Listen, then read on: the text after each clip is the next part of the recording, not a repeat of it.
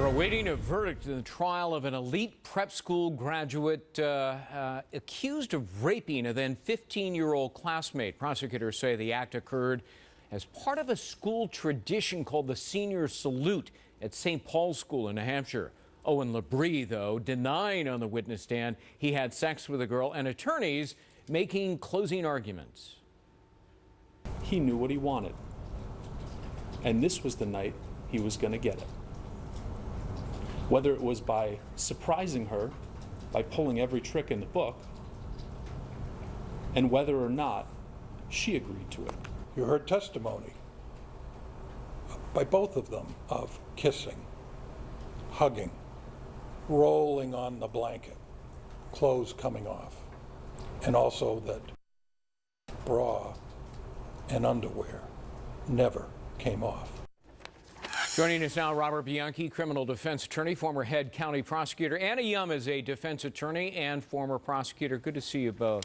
Hey, Greg. Nice to see you, Greg. It's a he said, she said, because there were no eyewitnesses, but there was a pivotal key witness who took the stand, a school nurse.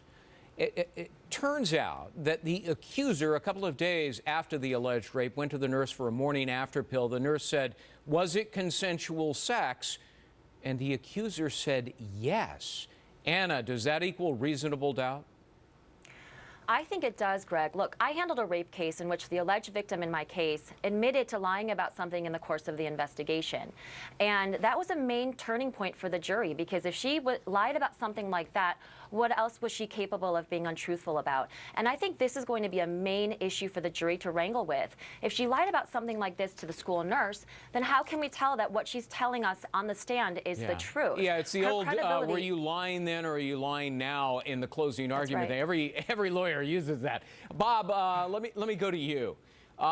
Interestingly, in this day and age of social media, it's often the emails and texts that tell the true story. After the alleged rape, the accuser sent the defendant several emails calling him an angel and a bunch of casual banter punctuated by ha ha ha, ha ha ha. I'm not doing it justice, but look, what about that, Bob?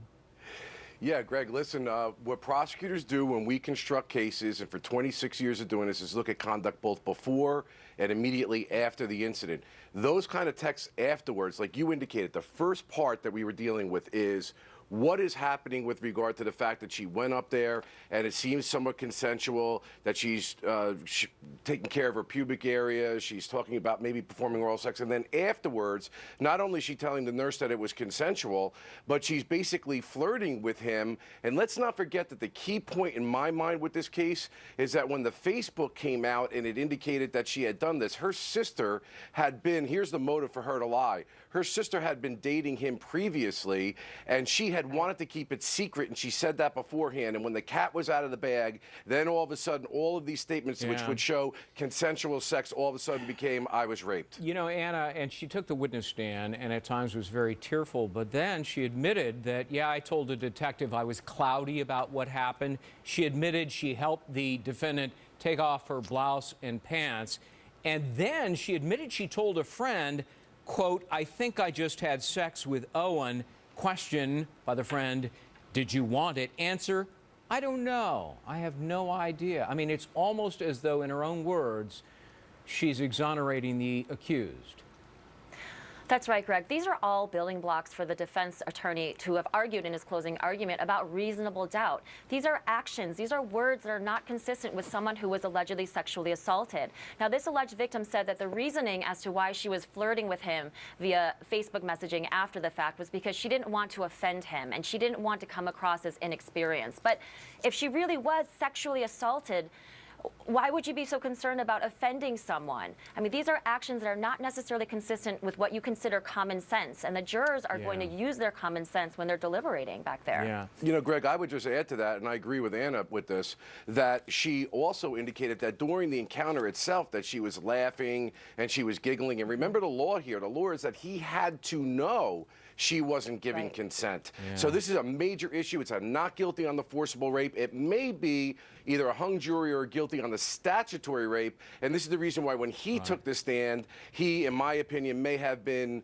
gilding the lily a little bit by saying, I didn't have sex with this woman at all, because he knows he can go down on that misdemeanor charge. Everybody gilds the lily, including the lawyers and the witnesses and, you know, just about everybody gilds the lily in a court of law. The absolute truth doesn't exist.